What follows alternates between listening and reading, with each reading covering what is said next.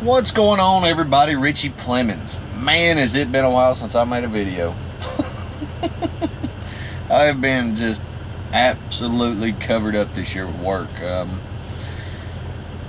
as far as the lawn care side goes, I've not been able to do a whole lot of video in there, but I mean, I've been trying to get this trucking thing going. And I tell you what, I want to tell you, I guess the best way to put it is let's talk about nightmares of owning your first truck. I mean, it's not been easy, and I'm gonna be honest with you, it's been one of the biggest challenges as a business owner I think I've ever faced. When it comes to purchasing a truck, especially your first truck. I mean, you can tell from the title of the video, I mean, it's horror stories of owning your first truck as an owner-operator. Just buying your first truck. They do not care how good your personal credit is. With my lawn care business, I mean, I do have some business credit, but as far as buying a semi-truck, I had never bought one. So as far as what banks wanted to lend to me and work with me with was extremely difficult. Now, I bought this truck in December of 2020. It took a month of getting everything on it put together, getting a few things taken care of as far as you know, tags, you know, paying for your 2290s, insurance, things like that. You know, it took about a month to get everything rolling. I mean, with COVID and everything was backed up, so it took a little longer. So I want to kind of tell you a little bit about the problems I had right out of the gate. As you can see from the picture and the thumbnail, the truck looks totally different now than what it did when I purchased it. But I have done a lot of things to it to make it my own. And I've put a ton of money into this truck. I mean, the amount of money I've put into this truck, I probably could have damn near bought a new one. But once again, it falls back, I've never owned a truck, so the banks didn't really want to work with me too much. They did give me, I mean, I've got a decent rate. I've got a pretty low payment to purchase a truck. Matter of fact, the truck will be paid off in 1.5 years, so it's going to get paid off pretty quick. I'm not going to go too much into detail, I guess, as far as the finance sides of my deal. I'll tell you how much I made, or how much I bought the truck for. Not how much I made, but what I bought the truck for, and you can kind of do the math from there, I guess, if you want to. I purchased this truck. It's a 2016 Peterbilt 579. It's got a 450 450 horse 1650 torque Cummins ISX in it. It's a 280-inch wheelbase truck, which a lot of people, they see me and they're like, man, that truck is so long. I mean, well, you can see we're parked here. I've got a 48-foot flatbed. As you see, the guy beside me has got a 48-foot flatbed as well. And you see how far I stick out at the truck stop. So that's something I've got to be careful about. I have to be careful on where I pick parking, stuff like that. Not so much because of my driving skills, but more or less because of truck drivers around me. I don't want to get the hood of my truck taken off.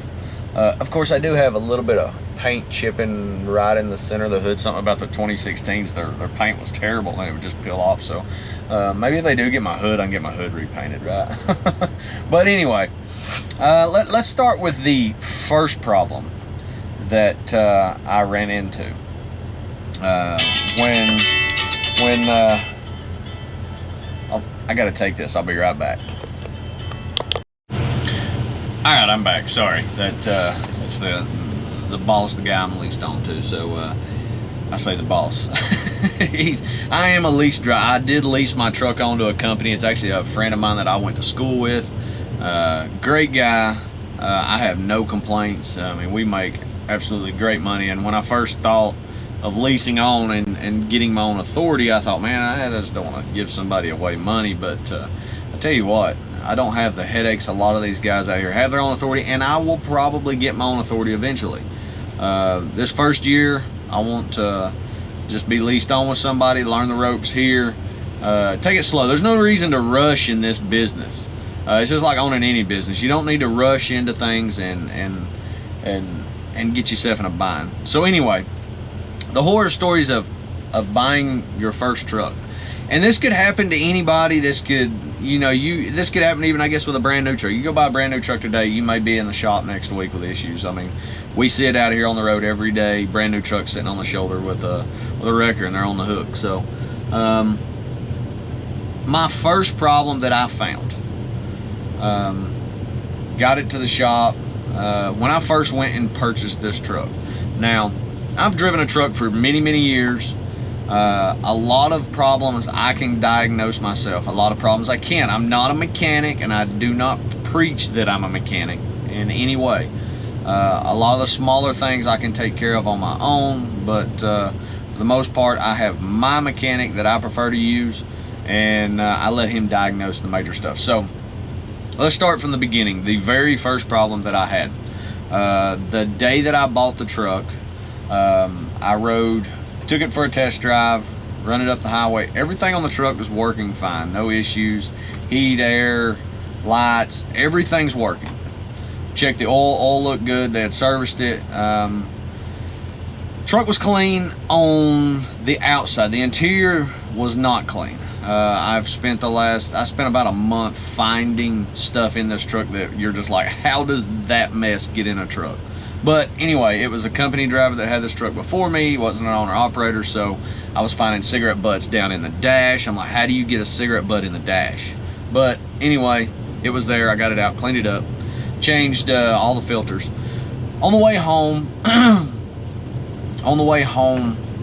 from purchasing this truck. Now, mind you, I bought this truck in Roanoke, Virginia, and I took it back to Georgia. It's if I'm not mistaken, I want to say it's 5-6 hour drive, maybe 4.5, 5.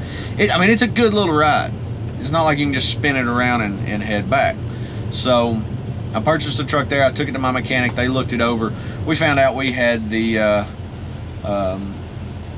front seal leak and a front structure leak. It's still doing it. It's not leaking terribly bad. We did not see oil on the truck. They had cleaned it pretty well, cleaned it all off. So you didn't see any oil on the front of the truck. So to say that started just luckily on my way home, I highly doubt. It was probably doing it before. The truck had 501,000 miles on it. I have put 44,000 miles on it myself. So that was the first problem that we run into, that we found. Second problem was we had some electrical issues. Lights. Some lights weren't working, so I had to repair some lights that had been kind of, I guess, rigged together to make them work. And over the first couple of weeks, they started to shake loose. Salt, brine, what is it, calcium chloride, whatever it is they put on the roads up north that we don't really deal with in Georgia. It was just eating the stuff up. So we had to repair that, put that on. The tires were recaps on the back, which I knew they were recaps when I bought the truck, and I knew I wanted to replace them. I had two different types of steer tires on the front. I knew that was going to go. Those had to go. So I spent $4 grand, put all new tires around the truck. Then about the third weekend, I noticed that the truck didn't want to go into gearing, and it was acting like the clutch was out of adjustment. So I was like, man, the clutch keeps going out of adjustment. The clutch keeps going out of adjustment. Well, they kept repairing, but it kept coming out of adjustment. And so we were like, or adjusting the clutch. We say repairing. They kept adjusting the clutch, and this has the air assist clutch in these trucks. So it makes it a little bit easier to press the clutch in. You can sit here with this clutch down in this truck all day long and it don't hurt your leg. I've driven a ton of trucks that, I mean, you sit in a traffic jam, your legs literally shaking, you're so tired. But anyway, finally it just wouldn't work anymore. We couldn't adjust it anymore. So we tear into it, my mechanic tears into it, and we think it's all right. It's got to be we put a new clutch in it. We pulled the old clutch out. We found springs the springs from the clutch were everywhere, up in the bell housing. It was just obliterated. I think I had 3 springs left on the clutch, and that was it when we got in there to look at it. And it had been pretty worn out. And we had seen where somebody had gone in there and they had kind of doctored on the slave cylinder. When we pulled it apart, you could see where they had put a bunch of stuff in there to try to get that thing to seal up because it was leaking. So we replaced the master cylinder, the slave cylinder, we replaced the clutch. Then after we get everything put back together, the bell housing gasket starts leaking. So, and a lot of people don't know it. They're like, a bell housing gasket. Well, Cummins has a bell housing gasket. So we put a new bell housing gasket and new rear main in it. So they had to take everything back out, put it all back in again. Then the transmission cooler went out. So we've replaced the transmission cooler. The heater's quit working. It's $3,000 to fix the heater in this thing. You got to tear the entire dash out to get to it. I mean, it's just been one nightmare after the other. You know, we'd run 2 or 3 weeks, and then another problem would just rear its ugly head. So I'm fortunate enough that the company I'm with, we make great money. I've been able to put plenty of money back. I had money saved. A lot of guys get started in this business and they don't have that. Now, who's to say I don't go out here and blow an engine in this thing in the next couple of weeks? I mean, it's possible. It's possible with any used truck you buy. So that's something you need to be prepared for. Your maintenance. I mean, like I said, I've had nightmare after nightmare with this truck, and then I've been down for a week at a time for some medical stuff. You know, my wife, she's been down for 2 weeks now, and is going to be down another 3 to 4 weeks. She had a major surgery, so I spent a week and a half at home with her, taking care of her. We had a setback about 6 days in and had to go back and get some stuff straightened out. So, I mean, guys, if you guys are going to start in the trucking industry as an owner-operator, be prepared to deal with a ton of stress and a ton of nightmares.